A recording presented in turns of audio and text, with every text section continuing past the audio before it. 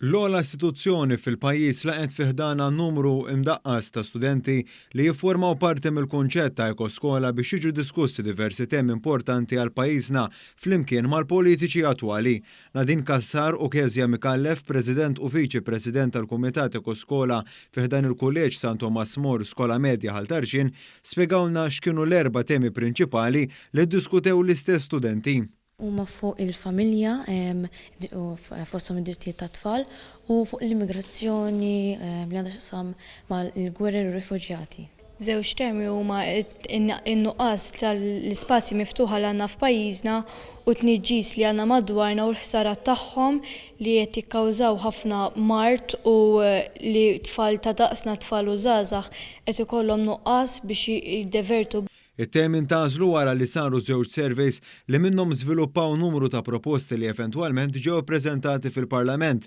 Fost l-oħrajn, l-istudenti tkellmu dwar l-użu ta' metodi alternattivi ta' trasport, inizjattivi li jaraw aktar siġar jitħawlu fl-iskejjel u diversi proposti oħrajn marbuta mat-temi trattati. Fil-ftuħ ta' seduta l-Speaker tal-Kamra ta' Rappreżentanti Dr. Angelo Farrugia innota l-importanza li pajjiżna jkompli ħares lejn l-ambjent minn diversi aspetti.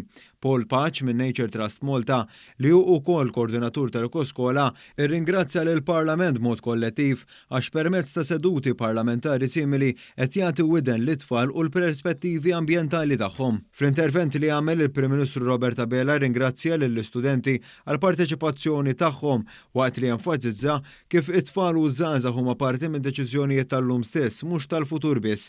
Dr. Abela nnota s-sodisfazzjon tiegħu għal mod kif l-istudenti preżenti qed jitrattaw it-tema tal-ambjent u f'dan ir-rigward għamel referenza għal miżuri ta' fejda li l-Gvern qiegħed jaħdem fuqhom.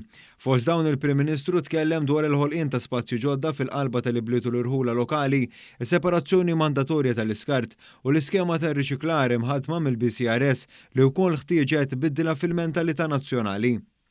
Għamilna l-projbizzjoni ta' single-use plastics ukoll, l-ewwel bdejna bl-importazzjoni li projbejnija ta' single-use plastics u mbagħad projbejna wkoll il-bejħ tal-plastik li jintuża għal darba wiss u hemmhekk dejjem sibna l-appoġġ tagħkom biex inġibu dil-bidla fil-kultura u ta' dan nixtieq nirringrazzjakom minn qalbi. Rigward l-enerġija rinnovabbli, il-Prim Ministru saħaq dwar l-importanza li pajjiżna jimplementa soluzzjonijiet innovattivi minħabba restrizzjonijiet li għandu pajjiżna fejn jidħol id-daqs tal-art.